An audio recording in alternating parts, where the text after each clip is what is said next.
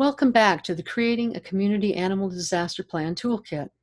I'm Debrah Schnackenberg, Director of Disaster Services at PetAid Colorado, and I've been your guide for a series of webinars that have expanded upon the 7 steps of the Creating a Community Animal Disaster Plan that you will find in the toolkit. Let's move on to our final step, Step 7, Make Your Plan Work. It's essential that your animal disaster responders at least take FEMA IS 100B and FEMA IS 700B training. This will provide them with the necessary knowledge to work in the ICS system during a disaster.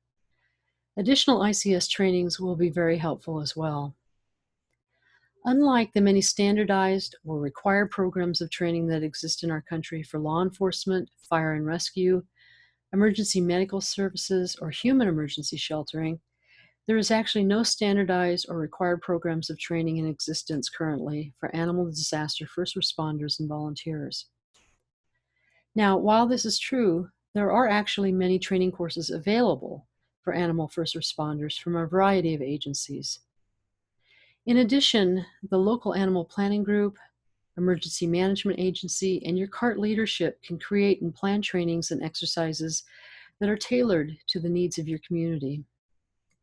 Regular communications, meetings, and continual refresher training will help to develop your CART's capabilities and expertise.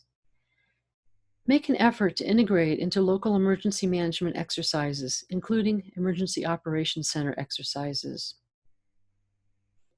If you continually document your lessons learned and use them to develop future training, you'll find that your CART's training and expertise will continually grow over time.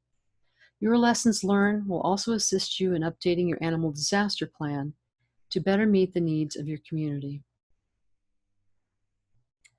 Remember also that once your plan is in place and you have an EOC coordinator and a CART team that can implement your plan during a disaster, you still have another important element of your plan that occurs before the disaster happens, that of educating your community. The better your community is prepared in advance for disaster, the more resilient it will be during and after the disaster. Take your plan out to your community along with preparedness information. Educate your community that if it's not safe for you, it's not safe for your pet. Inform your citizens about critical information in your plan at homeowners associations, neighborhood gatherings, safety fairs, kennel clubs, 4-H meetings, county fairs, and other animal-oriented events. Use all of your stakeholders to get the message out to the community.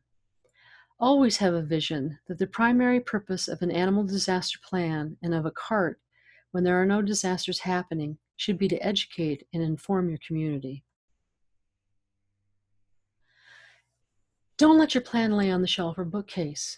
Set a regular schedule of review, revision, and maintenance for the plan.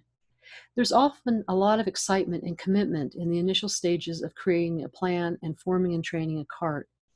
However, experience shows that unless animal planning and CART leadership develop ongoing plans for regular updates to the plan, to the EOP annex, regular communication with volunteers, the provision of regular training opportunities, maintaining and refreshing partnerships, and maintaining records, plans will become outdated and ineffective. Unless you review, revise, and maintain, you may find that your plan and the CART often decline, and after all your hard work, you're still not ready when the inevitable disaster actually strikes. Your plan is a living document. You must continually be breathing new life into it, or it will die. The ability to keep your plan alive and evolving often involves working on a regular basis with your local emergency management office. Emergency managers produce regular updates of the EOP and a regular update of your EOP Animal Annex to integrate animal disaster preparedness and response considerations, capabilities, assets, and resources should also occur on that same schedule. Work with emergency management to plan emergency exercises with animal components and injects, and to assure that your CART has a role and a participation in those exercises. As you collect your lessons learned, ask your emergency manager what they see as successes, gaps, and lessons learned in the emergency exercises covering animal disaster response. Understanding what they see as important is essential to improving your plan and making it work. Let's recap. Once formed, your cart needs to be developed and maintained with a regular training program that not only practices basic skills, but adds to the expertise of your team.